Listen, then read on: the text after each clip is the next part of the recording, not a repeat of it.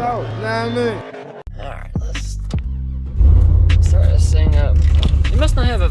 Oh, there it goes. Let's say it must not have a very big cam in it, but there it goes. Oh yeah, barely running. Oh. Come on, girl.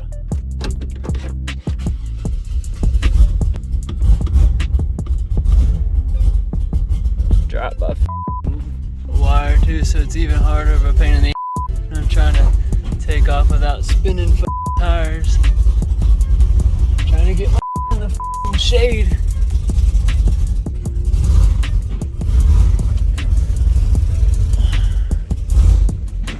Ugh. I'm a smoking a storm up.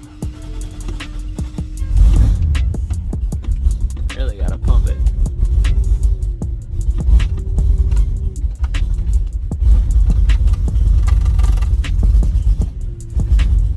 She's pig rich, I bet. Alright. Let's get hooked up here.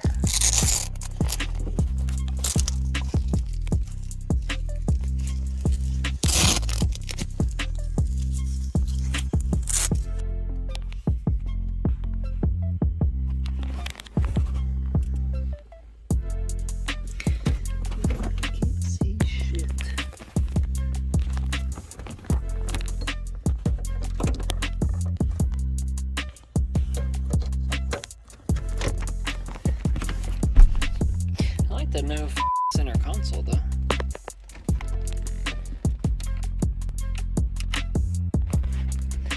Alright, it'll take a minute for it to read, so I'm probably gonna hop out the truck. Door fucking needs a door. Hinge been pushing. I'm gonna hop out the truck and let it read. Cause it...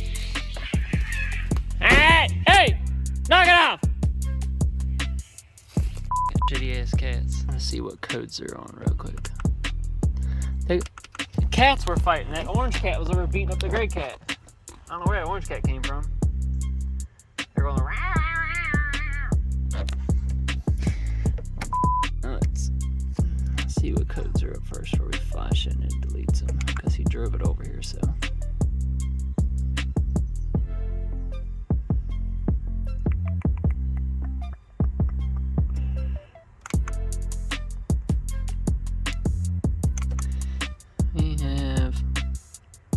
Bank 1 sensor, bank 2 sensor, mass airflow, volume, range. Let's let it read. I'll let it read and then I'll check the mass airflow in a minute. Make sure it's plugged in. Going through here, and I usually keep the book with me just as a glance through, because there's I forget just little things here and there. I'm like, I forgot one table, so I'll do it as a like a check, like a guide, just to double check things and make sure I'm not forgetting anything. In the front here they've got basically just to go down and make a checklist and make sure I've adjusted everything that needs to be adjusted without forgetting. But so I went ahead and added 200 RPM to the idle speed itself, and then we're getting ready to go in. We don't have to with any fuel injector, nothing like that. The bad thing about this book is it literally just each chapter tells you the same thing basically. So I already added 200 RPM. I'm going to multiply this by 20%,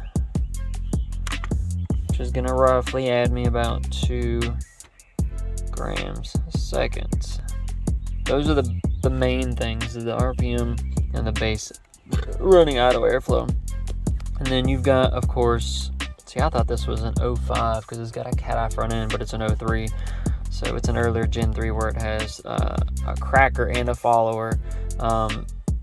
One park neutral, decay rate for whenever you like smash a throttle and close it really quickly, where the cracker is a speed versus RPM base. So if you're slowing down 5 miles an hour, 8 miles an hour, whatever, and whatever RPM, this is what's going to kind of hang your idle. A lot of times, depending on cars, and if it'll allow it, I'll go and I will like up to 20 miles an hour maybe, or 16, something. Like if you were cruising through a parking lot, it would chop at low RPMs instead of like hanging the idle basically. We'll come back to that in a bit though. So I usually just go across and make the normal adjustments. It doesn't like to crank so far. I'm going to add some different timing and whatnot for the idle spark and see what that does, but most likely what will end up having to happen is when we get over here to cranking fuel, go that one, and then we'll add, fuel to that to help it when cranking. So a lot of times it's like it's a temperature base. It's up here instead of down there though, which is weird. So we're going to take, usually it's a problem whenever it's hot. So usually once it gets up to like the 100 and so range, so we'll take this 203 all the way down, and this is where we'll do 10%. Add 10% fuel. If you've got to mash the gas pedal when you're trying to, start the truck when it's hot, it usually needs either more fuel or like more spark. There's multiple things you can adjust. So let's go back to the airflow. So not gonna miss anything there. Throttle area. Don't fuck with that one.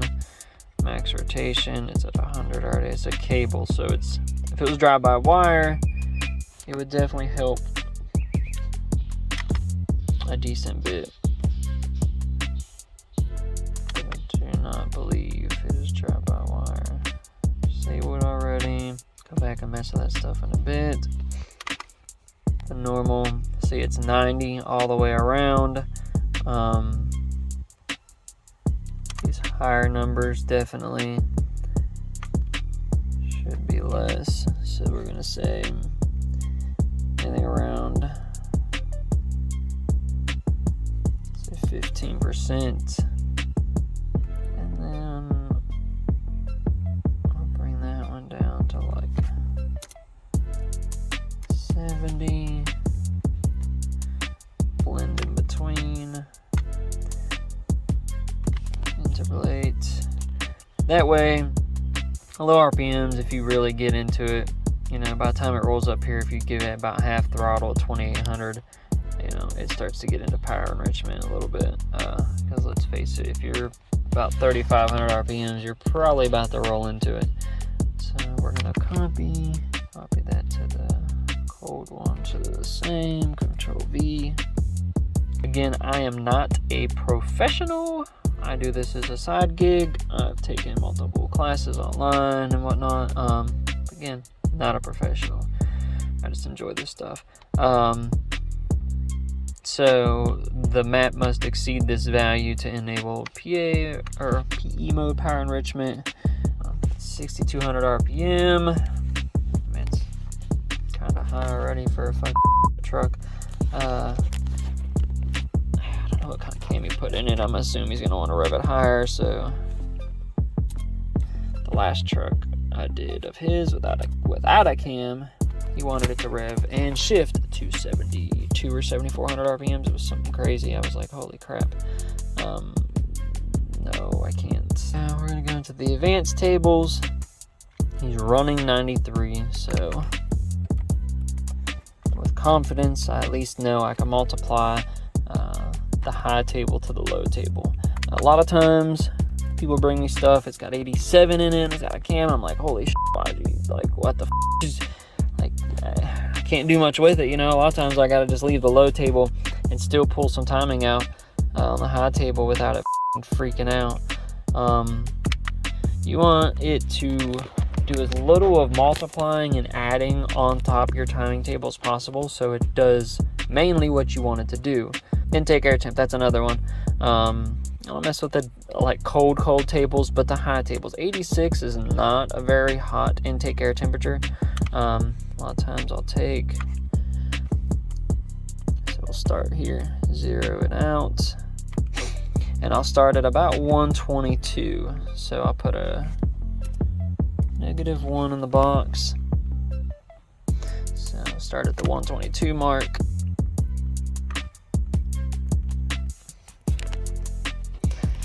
And don't really need super high up.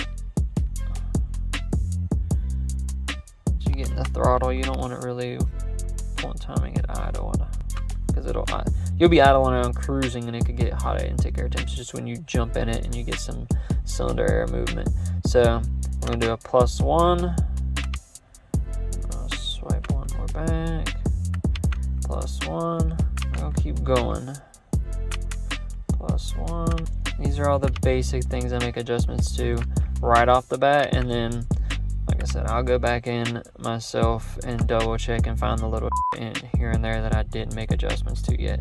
But right here is the big difference in making a cam sound like it's got a cam. You can make it more aggressive and, you know, less aggressive. It all depends on also if you got a converter. He's going to put a decent sized converter in this thing. So, you know, this is as the RPM error occurs, this is the timing that it makes the adjustment to. So you can either leave it 0 up here and try and, you know, raise these up.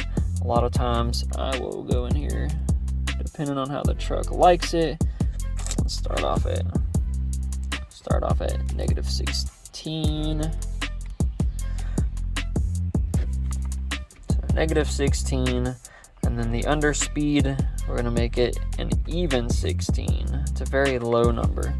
This guy there now, and we'll see what it sounds like, and then we'll do the opposite. We'll put a 0 and run it out the other side and see what it does. Now, torque management is a different kind of a gray area depending on the truck's transmission. Sometimes I will make changes to this, because the last one I did, the 4060 was on its way out, so I didn't with it a whole lot, for that simple fact. I knew it wouldn't take too much abuse before it decided it would just give up the ghost and just die. So this whole table right here is going to get times 20%, and that will help with startup also.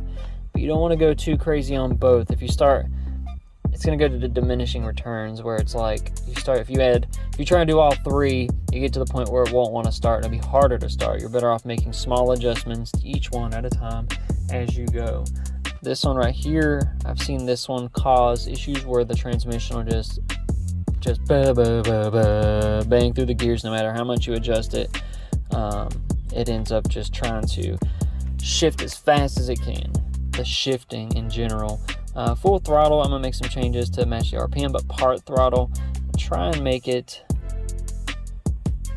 a little more like, I try and make it look a little more like this one here, the performance one, compared to that.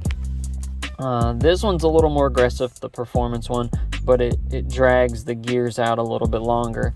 If you look, unless you hit a certain RPM, it's never gonna try and shift the 3/4 shift unless you hit 255 miles an hour. So it's, you know, past 50%, it's going to hold that gear and not shift till you let off the throttle. Or this one, once it reaches 66 or 89, it's going to make that shift.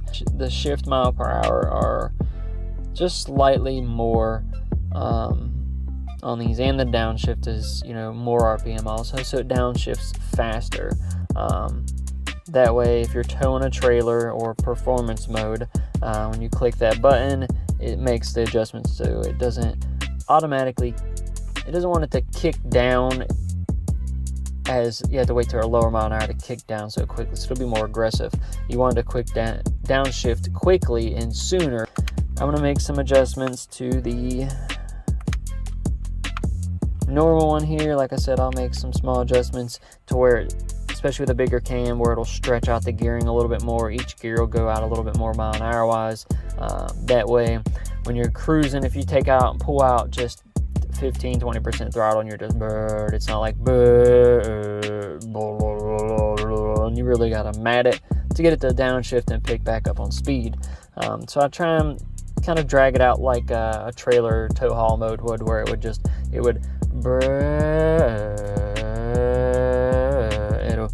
it'll shift it a little bit farther out RPM wise. So I'll make these adjustments and then we'll start it up.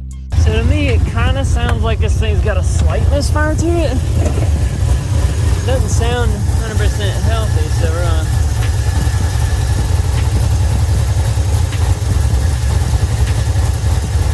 shoot these and see which one will be any or different.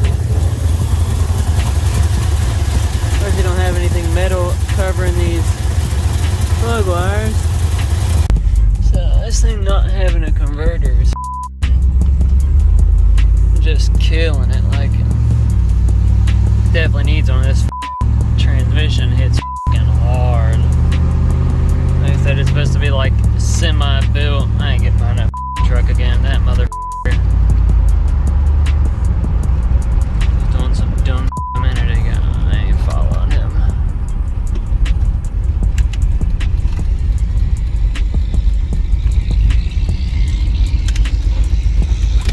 Oh, I guess I'm following it, so I can't get turned around.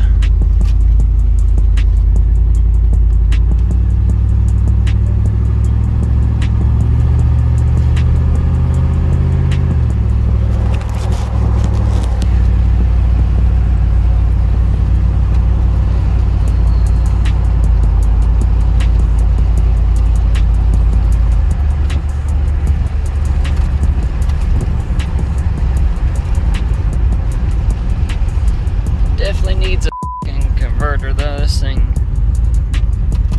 just cam's too big for what it is. I can't just swing the wheel. Luckily it's got like a electric brake booster, so it's not.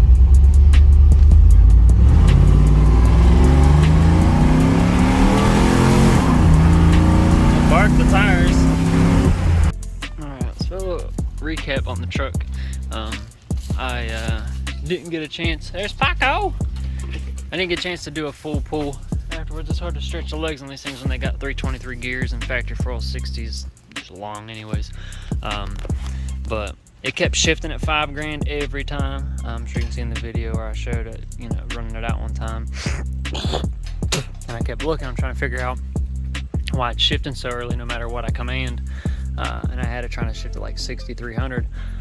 It's supposedly a stage 3 cam, but I started looking and looking, and the command for what it recognizes as watt is 93. And when I look at the data log, because the pedal won't go down far enough, it only goes to 92.5, so it was never seeing, you know, 93% to consider a wide open throttle.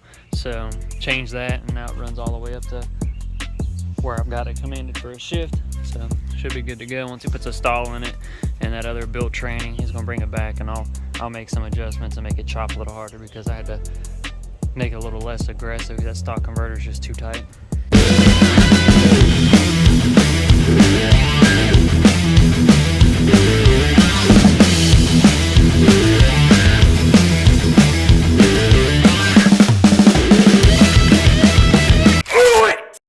You should get to the point where anyone else would quit, and you're not gonna stop there. Some people dream of success. You're gonna wake up and work hard at it. Nothing is impossible. Make your dreams come true.